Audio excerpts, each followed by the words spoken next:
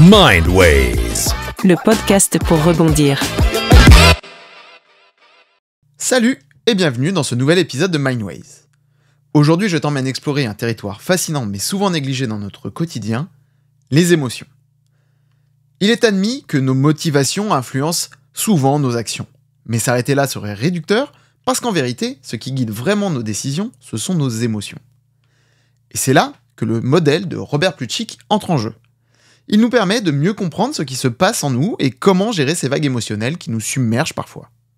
Ça te parle ? Parfait. Alors plongeons dans l'univers des émotions avec Plutchik. Tout d'abord, qui est Robert Plutchik ? C'est un psychologue américain qui est né en 1927 et qui est décédé en 2006.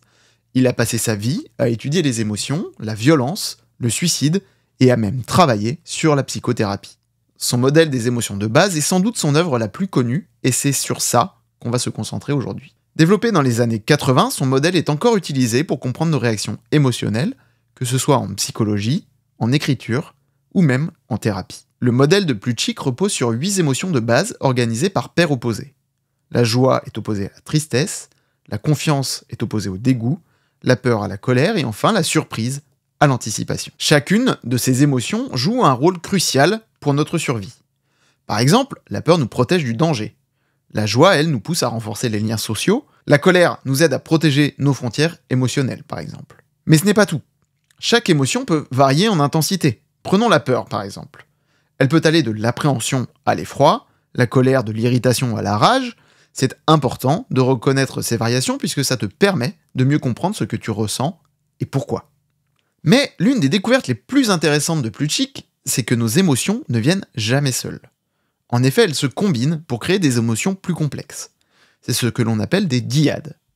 Ces combinaisons se déclinent en 3 niveaux. Tout d'abord, les dyades primaires.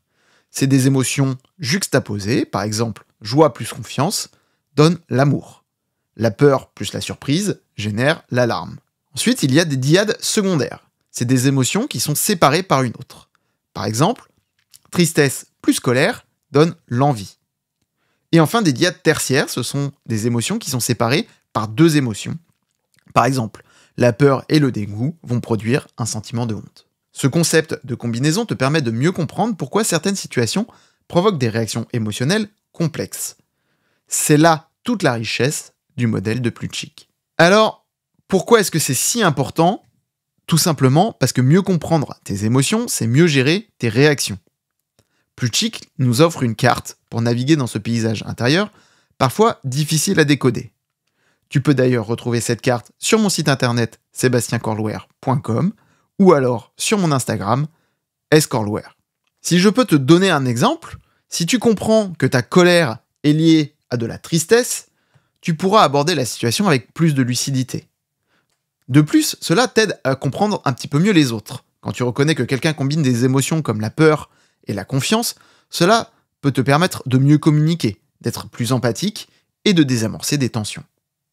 Voilà pour cette exploration du modèle de Robert Plutchik. J'espère que ça t'a aidé à mieux comprendre tes émotions et à les voir sous un angle nouveau.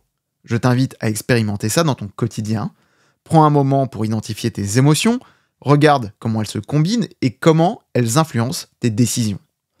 Et si tu veux aller plus loin, commence un journal émotionnel. Note les émotions que tu ressens, leur intensité, et essaye de voir si elles se combinent avec d'autres. C'est une manière simple et efficace de développer ton intelligence émotionnelle. Merci de m'avoir écouté aujourd'hui. N'hésite pas à partager tes expériences et à me dire quelle combinaison d'émotions tu reconnais le plus souvent chez toi. Je suis très curieux de te lire en commentaire. À très vite dans un autre épisode, et rappelle-toi, on avance ensemble. Merci infiniment de m'avoir rejoint pour cet épisode de Mindways. J'espère que tu as apprécié cet épisode autant que j'ai adoré le faire. Explorer de nouvelles perspectives et idées est ce qui fait battre le cœur de ce podcast. Si tu as aimé cet épisode, n'oublie pas de t'abonner à Mindways ou à la newsletter pour ne pas manquer mes futurs sujets. Tu peux le faire sur ta plateforme de podcast préférée et si tu souhaites rester à jour avec les dernières nouvelles et mises à jour, suis-moi sur les réseaux sociaux. Tu me trouveras sous scorlouer sur Instagram et X pour des discussions et des aperçus exclusifs. Ton soutien est la clé de la poursuite de cette aventure. Tes commentaires, avis et partages sont toujours appréciés. Merci encore d'être à mes côtés, reste curieux, reste connecté.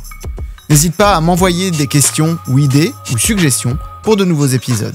C'est un voyage que nous faisons ensemble et j'ai hâte de continuer de le partager avec toi. Prends soin de toi, que ton esprit continue de s'épanouir. À bientôt.